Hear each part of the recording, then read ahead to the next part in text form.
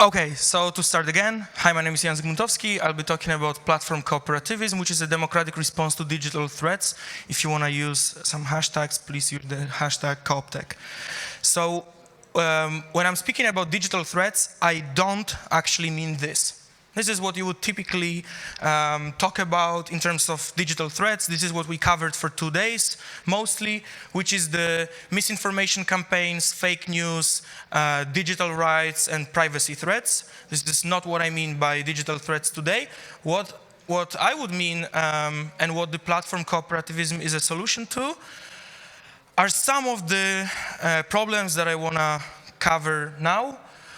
It's, for example, the exploitation of contractors and unfair competition. The greatest example ever is obviously the policies of Uber, the ride-hailing company, and it's not only the opinion of, for example, taxi drivers, it's the opinion also of the UK Court of Appeal, which said that Uber should treat drivers as workers, so they are entitled to, for example, minimum wage, holidays, and insurance. And also the European Court of Justice, which believes that the regulations that are in the transportation sector also apply to Uber, which is not only some digital tool hanging in the cloud. It's also the gentrification and displacement. For example, the case of Airbnb. There's been studies. Barcelona is like the perfect example. What happens when tourists come, where short-term rentals suck a lot of rental apartments from long-term space. The prices go up. People need to move. It's a really big issue. There's been some deep studies which show how it can destroy the local neighborhoods. Is the issue of gig economy with no stability. I could explain, but I think actually Lucas Biwal, the CEO of Figure 8, explains better than me. During one of the business school meetings, he said that before the internet, it would be difficult to find someone, give them work for 10 minutes, and then fire them after those 10 minutes. But with technology, we can hopefully find them, pay them the tiny amount of money, and then get rid of them because we don't need them anymore. He obviously was pitching to the business students that his company is, asset light, but that was some sincerity from him.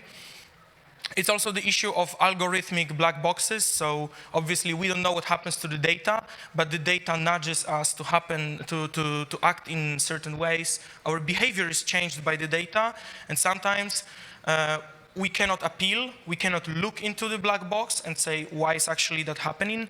Where is my say in that? Is it my decision, or was I actually kind of channeled to make this decision? There's the issue of top-down decision-making. So in terms of, for example, we talked about it yesterday, Facebook, the so-called community standards. Were they actually written by the community?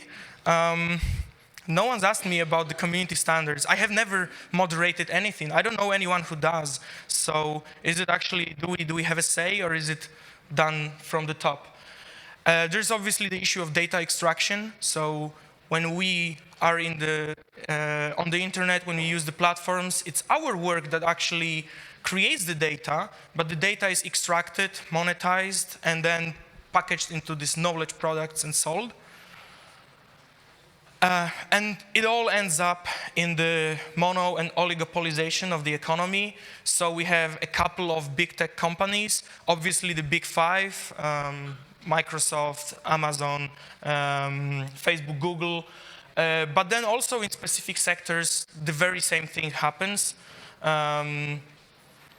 So all of those issues, they are, it seems like they're inevitable, right? This is tech. It just happens. This is the best solution. I think Travis Kalanick, who used to be the CEO of Uber, he stepped down already.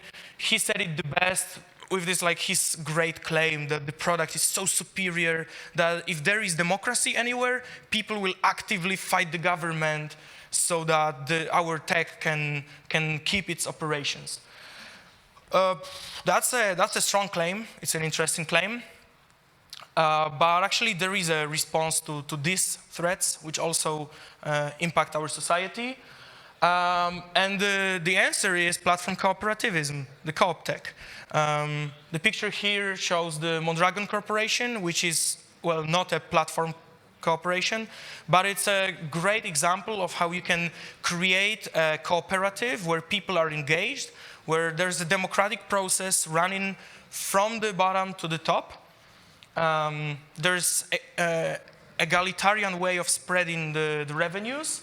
And you can actually strive and compete with the biggest.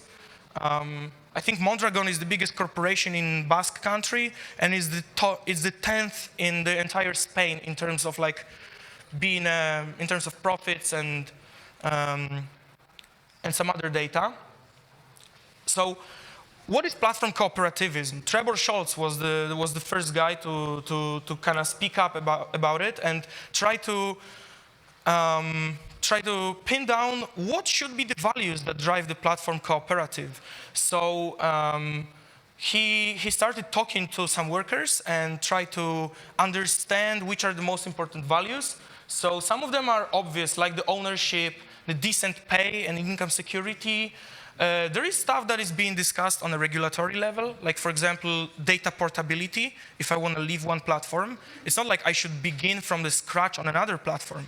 I should take the data with me to, if I was a great taxi driver on Uber, I want to go to a new place and have that reputation with me. The reputation is mine, right? And there's also all kinds of protection against arbitrary behavior, protection against discrimination, the rejection of workplace surveillance. Maybe you know what happens at Amazon workplaces, at their magazines. It's like, you know, people are watched to every second to optimize their behavior, their paths, how they walk, and when they spend time. And the right to log off, which is really interesting. Some of the platforms will not allow you to actually log off, like Uber. When you log on and you say that you want to drive now, you actually have to stay for a certain period of time, whatever happens, because else you get some kind of minus reputation. That was the starting point to kind of pin it down. There was also great research done by Marina Gorbis. She works for the Institute for the Future, and she talked to a lot of workers. What actually would they like their platform to be if it's the best platform? If they can be really motivated, engaged, and feel great as citizens? Some of it is the same. What is really interesting here is, for example, the feedback mechanisms and the social connectedness. So people specifically say, maybe I work on the platform, but I cannot connect to other people who work on the platform. And I would like to. I would like to talk about issues. I would like to maybe mobilize with them, maybe just share some of my problems and doubts. And also the upskilling, which is really interesting because people say, maybe I'm doing the most easy menial job now, but I want to upskill, I want to gain new skills, I want to have more responsibility and kind of advance in some kind of career. And also I would say this is where it strongly overlaps with the classic GovTech. So we actually see that people just want more democracy in the workplace. This is it. This is what co-op tech is about. So I think many of the solutions that we think of only as GovTech, they could actually move on also to the direct economy, to the production sphere, and be super useful there. And now, looking at what kind of solutions exist, I would say there's like 5 flavors of co-op tech, which is the first ones are the cooperatively owned online brokerages and marketplaces. So, for example, we have a couple of shop owners. They together run a platform like eBay, so that they also know how to drive the platform, so that the platform not extracts value from them, but it serves their purpose. There's the city-owned platform cooperatives, so not direct GovTech ruled by the city and used only by the city, but also where the citizens can actively shape how the platform works. And it could be for utilities providers, but also pooling resources, like, for example, rental space, like an alternative to Airbnb. There's the producer-owned platforms. So for those who are producers, they both produce and use the the content. There's the union-backed labor platforms, especially in the ride-hailing space in America. A lot of taxi unions decided, okay, why don't we actually just build a platform and start doing exactly what Uber does, but now we're gonna be the ones that govern it. And there are successful examples. And there's platforms governed by international institutions. I believe this is actually the space where maybe in the future we will have the social media. So for example, Facebook wouldn't be controlled by a corporation in one specific nation, but it would be, for example, a United Nations platform that's designed and ruled by the citizens of the world. I know that might seem utopian, but let's try to imagine at least. And a couple of examples, just to show you that it's not pure academic stuff. There's platforms that work and that are actually growing. There's Resonate, for example, which is for people who are artists. They create music, they create video content, and they also can buy it. They co-create the platform. There's Fermondo, which is like a German eBay where the shop owners actually run it. There's Stocksy, which is for photographers, and the more photos you have, the greatest portfolio, the more engaged you are until you can even go to the board if you want. And there's People's Ride, which is like a local taxi union that created a platform, and actually in Michigan they had a couple of successful initiatives to completely drive out Uber of the city. And just to end this talk, the question is what's lacking? Why this is not used by everyone? Why don't we see more of those platform co-ops popping up? So I would say three things. The first is the awareness of the existing tools. I doubt, like, have you heard about those? Can you raise hands if you heard about them? It's more than zero. It's great, great. This festival is great. I'm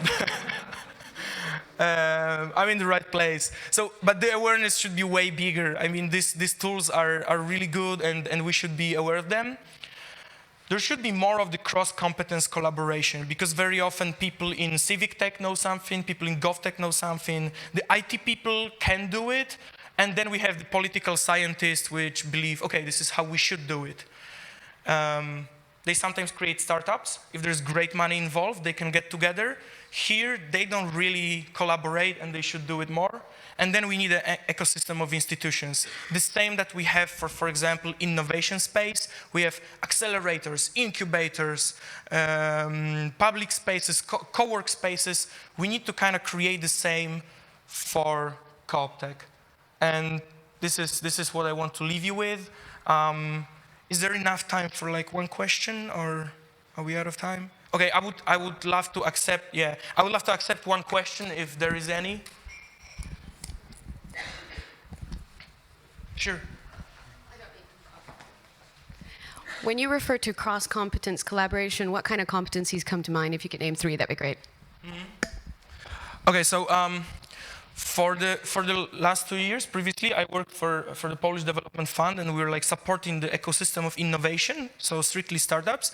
And we saw that most of the time, the greatest startups work when there's the so-called hacker, hustler, and hipster. So one person that actually covers the UX design, that understands what the users actually want, that knows how to do the ethnography studies.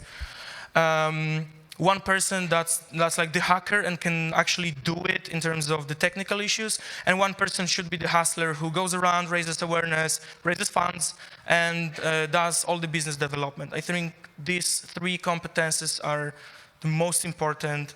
There may be some missing, but if we can get those three in every project aboard, it's gonna be a great launch.